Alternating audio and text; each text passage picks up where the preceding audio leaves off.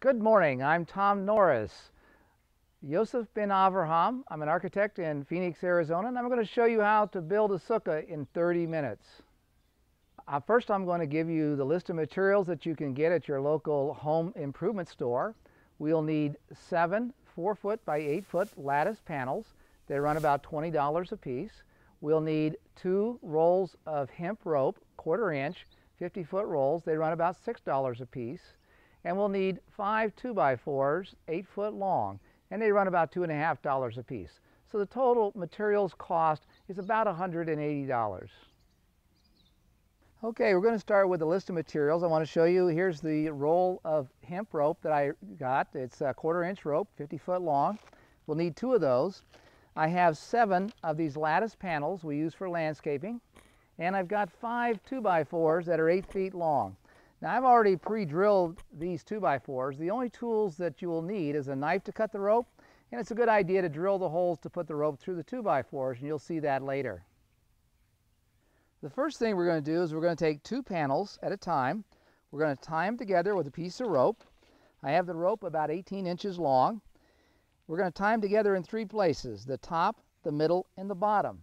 Now you don't have to be fancy with the knots. Any knots will work, but just keep the rope a little bit loose at this point. Now that we've got the first 2 panels tied together, we're going to set them upright in a 90-degree corner. So I'll just pick up the 2 panels. They aren't that heavy. If you have 2 people to help you, it makes it a lot easier. Make it a family affair. Sukkot is a family celebration. So we're just going to take this over here. We're going to tip it on in,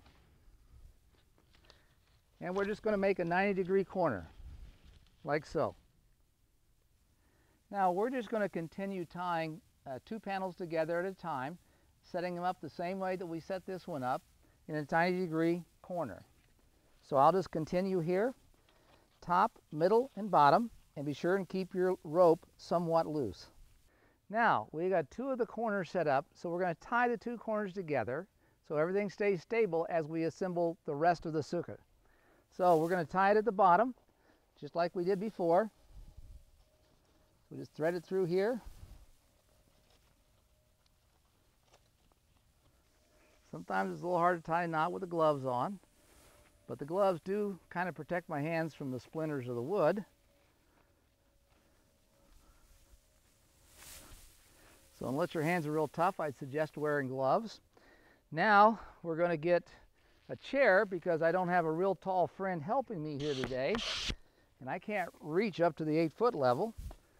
So I'm going to carefully stand on the chair.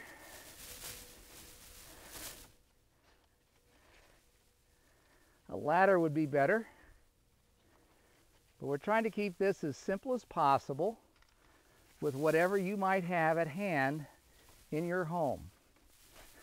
We want you to think about how simple you can do this, not how difficult you can make it.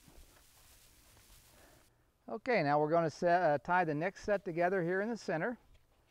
Keep everything stable. I'm going to run the rope back through here, like so. These you can tie fairly tightly. There again, doesn't matter what kind of knot you use. We're going to tie it top, bottom, and center. Okay, now we're going to pick up the last panel, and then you'll see where the door ends up being. So as I take this over, we're just going to set it slightly inside panel here just so it doesn't fall over. And we're going to tie this top, middle, and bottom just like we tied the others. Now, it's a mitzvah to eat in the sukkah. So once you have this all together and Sukkot starts, be sure and eat your meals. And it's a good camp out for the kids also. It's a mitzvah to sleep in the sukkah. So make use of it. Invite your neighbors over. Get them to participate. Make a potluck dinner. Okay, now we're going to thread our second piece of rope through the 2x4. And we're going to tie it off.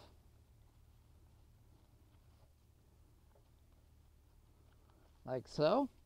Now we're going to take the 2x4 and we're going to go inside the sukkah, and we're going to go the inside corner of the doorway first. We can just prop the 2x4 up. It's about 8 feet long. And we're just going to tie it off. Doesn't need to be completely to the top. Now we're going to come back to the other side. This just makes it a little easier.